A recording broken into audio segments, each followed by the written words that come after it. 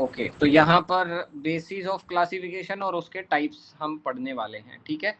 तो सबसे पहली बात है ऑब्जेक्टिव्स भाई। ऑब्जेक्टिव्स के आधार पे रिसर्च को क्लासिफाई किया गया है। कितने टाइप में? 5 टाइप में। हालांकि ये स्पेसिफिक नहीं है कि सिर्फ 5 टाइप, हो सकता है ऑब्जेक्टिव्स के आधार पर 10 टाइप भी हों, ठीक है। रिसर्च के 100 टाइप हो सकते हैं, तो कभी भी फिक्स नहीं है कि रिसर्च, ये क्वेश्चन कभी भी नहीं आएगा कि ऑब्जेक्टिव्स के टाइप पे कितने प्रकार का रिसर्च होता है, ठीक है। तो ऐसा नहीं है। तो अभी आप ध्यान दीजिए कि ऑब्जेक्टिव्स को ध्यान में रखते हुए रिसर्च कितने टाइप की है? मेनली 5 टाइप की। पहली है डिस्क्रिप्टिव, दूसरी है कोरिलेशनल, तीसरी है एक्सप्लानेटरी, चौथी है एक्सप्लोरेटरी और पांचवी क्या है? एक्सपेरिमेंटल, ठीक है। तो ये ऑब्जेक्टिव्स का मतलब जानते हो हिंदी में? ऑब्जेक्टिव्स का मतलब क्या है भाई? उद्देश्य। आपकी रिसर्च के उद्देश्य क्या है? यदि आपका उद्देश्य है किसी चीज को डिस्क्राइब करना तो रिसर्च क्या होगी? डिस्क्रिप्टिव होगी। यदि आपका उद्देश्य है किन्हीं दो तत्वों के बीच में संबंध स्थापित करना तो कैसा होगा? कोरिलेशनल रिसर्च होगी। यदि आप किसी फिनोमिना को एक्सप्लेन करना चाहते हो तो आपकी रिसर्च कैसी होगी? एक्सप्लानेटरी होगी। यदि किसी चीज के बारे में पहले से कम नॉलेज है लेकिन हमें ज्यादा नॉलेज लेने की आवश्यकता है तो ऐसी रिसर्च को क्या कहेंगे? Exploratory research. एक्सप्लोर करना चाहते हो आप, कम पता है, ज्यादा जानने के लिए रिसर्च कर रहे हो। आपका उद्देश्य क्या है? ज्यादा जानना। यदि आपका उद्देश्य है किसी चीज को एक्सपेरिमेंटली प्रूव करना तो उसे क्या कहेंगे? एक्सपेरिमेंटल रिसर्च, ठीक है। इसी प्रकार से आउटकम के बेस पर, आउटकम यानी कि अब देखो ये जो टाइप्स ऑफ रिसर्च था, कौन सी रिसर्च क्या होती है, ये इनके नाम से ही हमें पता चल रहा है। अब आ जाते हैं ऑब्जेक्टिव के अलावा आउटकम के बेस पर रिसर्च। आउटकम जानते हो? आउटकम मतलब कि परिणाम। आप जो रिसर्च करोगे उसका क्या परिणाम निकलने वाला है, उसके बेस पर 2 टाइप की रिसर्च होती है, ठीक है। यदि तो परिणाम ऐसा है कि आप उसका इस्तेमाल करके एप्लीकेशन कर सकते हो, आप कहीं ना कहीं उसका यूज कर सकते हो, रेडी टू यूज है, अगर आपका परिणाम तुरंत उपयोग के लिए तैयार है तो उस रिसर्च को क्या कहेंगे? Applied research. यदि आपकी रिसर्च का जो परिणाम है, आउटकम है, वो तुरंत तैयार नहीं है लेकिन फर्दर उसको स्टडी किया जा सकता है, बाकी लोग उसे पढ़ करके एप्लीकेशन बना सकते हैं या उस पर आगे कार्य कर सकते हैं, तो ऐसी रिसर्च को क्या कहते हैं? फंडामेंटल रिसर्च, है कि नहीं? ठीक है। जैसे टायर का आविष्कार हुआ, टायर है ना, गाड़ियों के टायर, तो वो कैसी रिसर्च हो गई? वो अप्लाइड रिसर्च हो गई, ठीक है, तुरंत अप्लाई किया। जैसे ब्रेकिंग सिस्टम है कि गाड़ियों में जैसे आप लोग देखते हो नया नया ब्रेकिंग सिस्टम आता रहता है कि नहीं भाई, ये वाला है, ये है टार्जन है, ये टक्सन टायर वो लगे हुए हैं, पता नहीं क्या क्या अलग अलग चीज़ें होती है। ब्रेकिंग सिस्टम बहुत मतलब डिफरेंट टाइप के होते हैं सभी गाड़ियों में। तो अब वो ऐसी रिसर्च अगर आप करते हैं तो वो कैसी रिसर्च होगी भाई? अप्लाइड रिसर्च होगी, है ना। जिस चीज का एप्लीकेशन अभी है उसे कैसी रिसर्च कहेंगे? Applied research. और कोई थ्योरेटिकल आपने काम किया है तो उसे क्या कहेंगे? Fundamental research. तो यहाँ पर थ्योरीज वाला जो काम रहेगा वो किस में रहेगा? फंडामेंटल रिसर्च में रहेगा, ठीक है। ओके, अगला आ जाओ। लॉजिक के आधार पर आपने अपनी रिसर्च में किस टाइप का लॉजिक इस्तेमाल किया है उसके हिसाब से भी रिसर्च के टाइप किए जा सकते हैं। एक होता है डिडक्टिव, एक होता है इंडक्टिव रिसर्च। डिडक्टिव रिसर्च कौन सी होती है? जैसे हम कहें कि डिडक्टिव, डिडक्टिव, ओके, डिडक्टिव किससे निकल करके आया है? डिड्यूस। डिडक्टिव कहाँ से निकल गया? डिड्यूस करना। डिड्यूस क्या होता है? किसी चीज में से, जैसे हम कहें कि आम का जो रस होता है ना, आम का रस, आम का रस किससे निकल के आएगा भाई? आम से ही निकल के आएगा ना। गन्ने का रस, गन्ने का रस किससे निकल के आएगा? गन्ने से ही निकल के आएगा, ठीक है। तो डिड्यूस का मतलब है कि उसमें से निकाला गया, निचोड़ा गया, ठीक है। तो अब जो गन्ने का रस है वो कि कहाँ से निकल के आया? गन्ने में से निकल करके आया, यानी कि ये जो रस है, ये रस पहले से ही गन्ने में क्या था? विद्यमान था। तो यदि आपकी रिसर्च में कोई ऐसा लॉजिक आउटकम निकल करके आता है जो पहले से ही प्रूवन चीज हो कोई, उसमें से हम निकाल के लाएं, तो उसे क्या कहेंगे? Deductive research. ठीक है, एग्जाम्पल के तौर पर यदि मैं कहूं डिडक्टिव रिसर्च का कोई एग्जाम्पल दिया जाए, डिडक्टिव, ओके, तो हमने कहा कि all animals are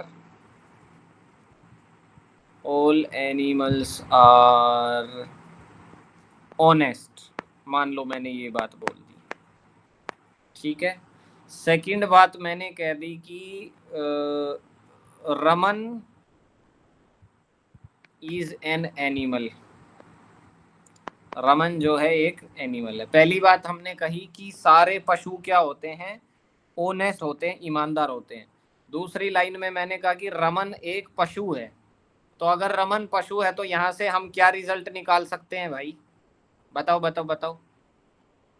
Raman is honest, Raman भी ऑनेस्ट है, हम ऐसा बोल सकते हैं, ठीक है, हम ये बोल सकते हैं। अब ये बात बताओ, ये जो रिजल्ट है रमन इज ऑनेस्ट, क्या ये ऑलरेडी इन बातों में है नहीं क्या? ऊपर वहीं से तो हमने निकाला है ना? तो कहने का मतलब ऑलरेडी प्रूवन दो चीजें हमें मिली जो ऑलरेडी सच हैं। उन दो सच के आधार पे हमने एक तीसरी बात कंक्लूजन में लेकर के आए, और ये जो सच है ये बिल्कुल पक्का है कि नहीं? एक बात बताओ, ये 100% सत्य होगा कि नहीं होगा? हाँ जी, यस सर जी, ये 100% सत्य इसलिए होगा क्योंकि ये ऑलरेडी ऊपर वाली चीजों में क्या है? अंतर्निहित है। इसी प्रकार से गन्ने का जो रस होता है वो जब आप जूस पिएंगे तो आपको उसमें गन्ने का स्वाद आएगा ही आएगा, क्योंकि वो निकला ही गन्ने से है। तो गन्ना ऑलरेडी अपने आप में क्या हो गया? मतलब गन्ना सच हो गया, और उस सच में से निकली हुई जो चीज होगी वो भी तो सच होगी, ठीक है। तो ये जो रमन इज ऑनेस्ट, ये 100% सत्य क्यों हुआ? क्योंकि हमारे पास में दो ट्रू स्टेटमेंट ऑलरेडी एग्जिस्ट करती हैं। तो इस प्रकार की यदि कोई रिसर्च होती है, यानी कि रिसर्च में हमारे पास ऑलरेडी कोई चीजें हैं, कुछ कॉन्सेप्ट्स हैं जिन्हें हम जानते हैं ऑलरेडी, ठीक है, और उन कॉन्सेप्ट्स के आधार पर यदि हमारा परिणाम निकल करके आता है, हम वो लॉजिक लगा करके हम अपना परिणाम लेकर के आते हैं कि देखो भाई, ये ट्रायंगल जो है इसके कॉन्ग्रुएंट है, और ये ट्रायंगल जो है वो इसके कॉन्ग्रुएंट है, ठीक है। यानी कि A is congruent to B and we also know that B is congruent to C। इसका मतलब क्या हुआ? A is congruent to C। समझ गए? तो ये जो हमारा कंक्लूजन है ये सत्य होगा कि नहीं? बिल्कुल होगा, ठीक है। तो ऐसी रिसर्च कोई हम करें जहां पर दो चीजें ऑलरेडी प्रूवन हो, और उनके आधार पर हम उनके रेफरेंस से हम तीसरी चीज के बारे में बताएं, तो ऐसी रिसर्च को क्या कहते हैं? डिडक्टिव रिसर्च कहते हैं। ओके, अब इसका जस्ट उल्टा कर दिया जाए। डिडक्टिव सबको समझ में आया? बताओ बताओ, आ गया? Yes sir. ओके, तो इंडक्टिव इसका जस्ट उल्टा है।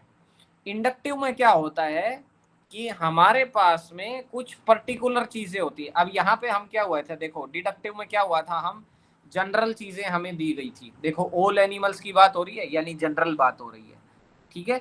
तो जनरल की बात हो रही थी, और लास्ट में हमने कंक्लूजन में किस में ले आए? हम पर्टिकुलर पे आ गए, रमन इज ऑनेस्ट। तो जनरल से हम किस साइड आ गए थे? पर्टिकुलर। पर्टिकुलर मतलब जनरल माने जनता, जनता से हम किस पे आ गए थे? जनता से हम एक आदमी पे आ गए थे, ठीक है। जनता से हम एक आदमी पे आ गए थे, ठीक है। तो जनरल से हम चले गए थे पर्टिकुलर की ओर। देखो भाई, ऑल एनिमल्स आर ऑनेस्ट, ये जनता है, सारे एनिमल्स आ गए। रमन इज ऑनेस्ट, एक आ गया ना, है ना, जनता में से एक। अब की बार क्या होगा? बिल्कुल उल्टा हो जाएगा। यानी कि इस बार क्या होने वाला है? पर्टिकुलर टू जनरल होने वाला है। यानी कि हम किस साइड चलेंगे अब की बार रिसर्च में? पर्टिकुलर चीजों से जनरल कंक्लूजन निकाल करके लाएंगे, ठीक है। ओके, तो पर्टिकुलर टू जनरल, जैसे अब मैं कह दूं कि शनिवार को, यानी कि सैटरडे को सूर्य जो है ना, सन, सैटरडे को सन ईस्ट से उगा, ठीक है। फिर यही चीज मैंने किस दिन देखी? मंडे को देखी। यही चीज मैंने संडे को देखी। यही चीज मैंने और दिनों देखी। ये मैं ऑब्जर्व करता गया। मेरी डेली ऑब्जर्वेशन से, यानी कि मान लो मैंने अब हर दिन तो क्या पूरी जिंदगी तो नोट करने से रहा, मैंने मान लो 50 दिन नोट किया, ठीक है, कितने दिन नोट किया, 50 दिन नोट किया, 50 दिन नोट किया कि सूर्य कहाँ से उदय हो रहा है, ईस्ट से हो रहा है।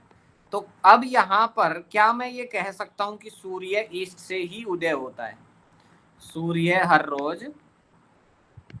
हर रोज पूर्व से उगता है, क्या ये एक बात कही जा सकती है ना? Yes sir.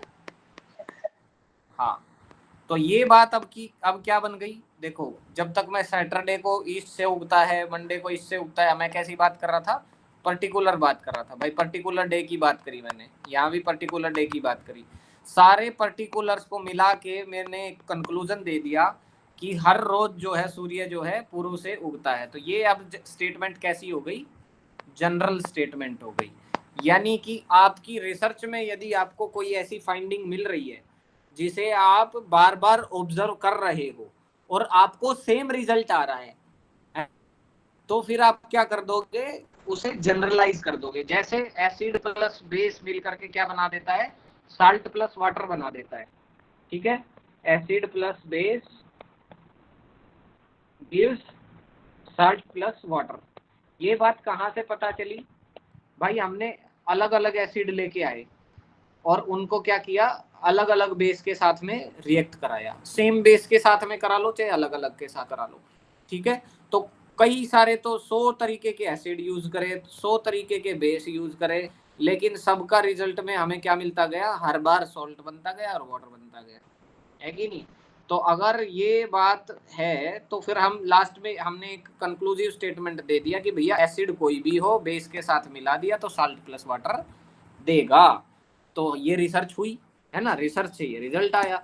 तो ऐसी मतलब आपकी रिसर्च में यदि ऐसा हो रहा हो कि आप पर्टिकुलर से जनरल स्टेटमेंट की ओर चल रहे हो, तो ऐसी रिसर्च को क्या कहा जाता है, इंडक्टिव रिसर्च कहा जाता है, इंडक्टिव, ठीक है। क्योंकि यहाँ पर एक जनरल चीज क्या हुई है, इंड्यूस हुई है, इंड्यूस माने निकल करके आई है, नई चीज हमने दी है, ठीक है, ओके, क्लियर हाउ? तो डिडक्टिव इंडक्टिव समझ में आ गया। इसके बाद में आ जाइए प्रोसेस के बेस पे, अगर हम करें